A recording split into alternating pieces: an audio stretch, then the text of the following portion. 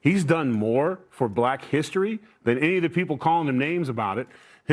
I wrote in one of his books, this is a dude who loves his job, but the thing he loves most about his job is being fair and being right. With the way washed-up pro wrestler Tyrus is talking, you'd think he'd be praising one of the leading civil rights activists of the time.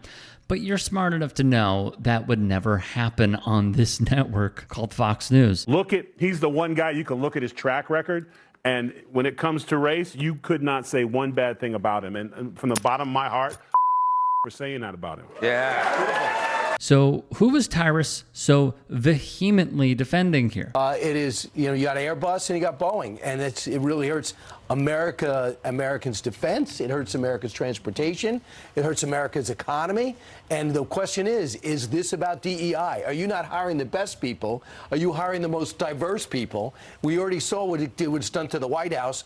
They went over the top with diversity. They hired a bunch of people that don't even like Joe Biden. They're protesting him. Is that causing quality problems here? None other than the intellectual powerhouse and beacon of the traditional masculinity Republican voters are obsessed with, host Brian Kilmeade, when he's not playing catch with Ron DeSantis or licking Dana White's boots clean. Kilmeade toes the line between MAGA and mainstream conservatism better than many of his other co-hosts, which not only makes Tyrus's assertion that much more laughable, but also makes Kilmeade an incredibly effective communicator of far-right policy positions, especially when it comes to culture war issues. It is a shameless compilation of misstatements, misrepresentations of the American past. Like any other historian, I'm in favor of teaching African-American history, but I would like to see it taught accurately and well. This book is mainly aimed at provoking more or less despair on the part of African Americans and guilt on the part of white Americans. Slavery horrendous, but it was on every continent in the world. Segregation wrong. We wish we had a better transition. Had Lincoln lived, perhaps we would have. Got it. But to say that some of the things they say that got us here the way we are is where I think the rubber hits the road. Nothing says a clean track record on race, as Tyrus said, quite like softening the blow on the impact that slavery and the institutionalized, legalized dehumanization of an entire race had on the development of our country. And for all of Kilmeade's posturing as a history buff and the books he's written about American history, he should know better than to spew this ahistorical BS, but he's not paid to be honest. There's a future for all of us, not just for some of us. DEI is down 44% among corporate America. It's not Republicans. And by the way, if you want to go back into the past, and that's what he's inferring or implying, I think it's Democrats that put on the hoods and were KKK. I think it was Democrats that wanted separate but equal, wanted segregation. Do you really want to keep harking back to when your party was a little confused about what equality for all was all about, and why he keeps going back to a time in a country that he runs to paint such a brutal scenario as if it were pre-Mandela South Africa is beyond me. Just so we're 100% clear, Kilmeade is refusing to engage with the historical fact that the policy positions of what we now know as the modern Democrat and Republican parties completely flipped their ideological makeup starting in the post-Civil War and Reconstruction eras as wealthy northern capitalists began shifting the Republican Party further to the right. In response, the Democrats slowly shifted further left, culminating with FDR winning the presidency, which in turn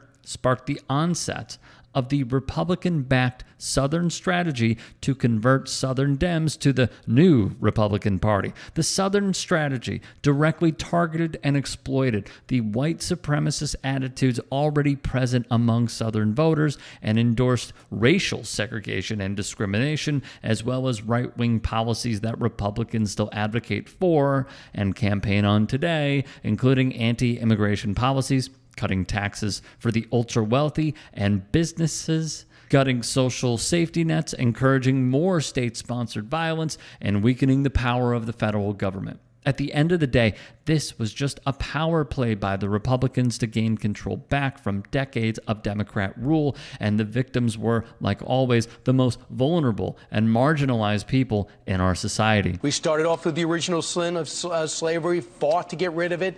Reconstruction was a disaster. In the 60s, the Civil Rights Revolution, you could sit down and talk to civil rights leaders like Malcolm X and Martin Luther King Jr. and James Baldwin and find out what the issues were. You debated. Things were healthy. It was making America better.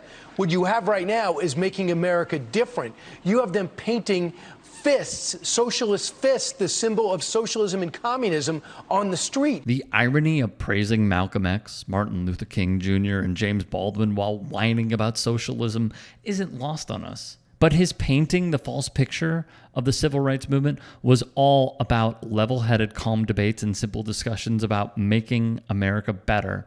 Makes Kilmeade one of the dumbest talking heads out there. Because they're not trying to make America better. They're trying to destroy what America is. And by Democrats not saying anything, they might as well be agreeing with all of it. This was far from the only time that Kilmeade smeared Black Lives Matter protesters following the murder of George Floyd either. Are the goal of the anarchists and the protesters the rioters?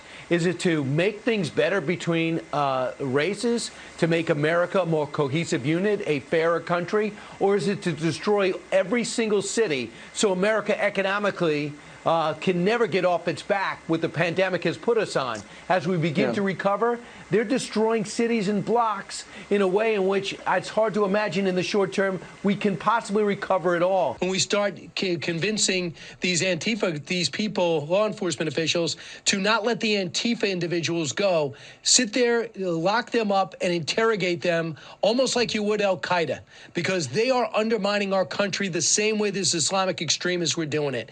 We were dead serious about that. We're not dead serious about this. Remember what Tyrus said? Kilmeade has apparently done more for Black history than any of his critics. I also don't think that it's a winning issue to bring up Kamala Harris, Indian, Black. It doesn't matter. Right. You're just running against a Democrat. Issues. And that's what I think the thing is. President Trump is so unaware of race and gender. A lot of people say, wow, you don't talk to women like that. You don't talk to minorities like that. He's like, I'm running against that person. Mm-hmm. That's all he sees. And we all know this by now. You be the judge if Brian Kilmeade is the champion of Black history that Tyrus thinks he is. We've, already made up our minds. If you can and are willing, please become a paid member here at TYT Sports. And or go to tyt.com/join. In addition, you can follow me on Twitter, Instagram, and TikTok. Appreciate it. Have a great day. Calling out elite people in comedy should be the rule of thumb. I think Donald Trump's hair is actually another creature. Yeah. The hair's like going, good night, Donald. Good night, Donald. There we go.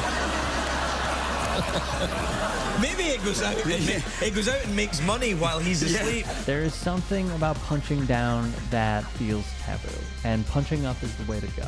Crack's not really my thing, but if it was, it would be fine if I was on that side. Wow. Don Jr.'s on coke. We won with poorly educated. I love the poorly educated. I'm a very stable genius. It is very important, the work that the Jordan Kleppers are doing, the work that the Good Liars are doing, the work that our team here at the Turks are doing, and many more. What he does, he secretly puts the marker on the end of the putter, and then he looks like he's marking it, but really, now the mark is 3 feet closer. That's a way easier putt. He cheats a lot. That if you cheat at golf, you cheat at life. The saying goes for Donald Trump.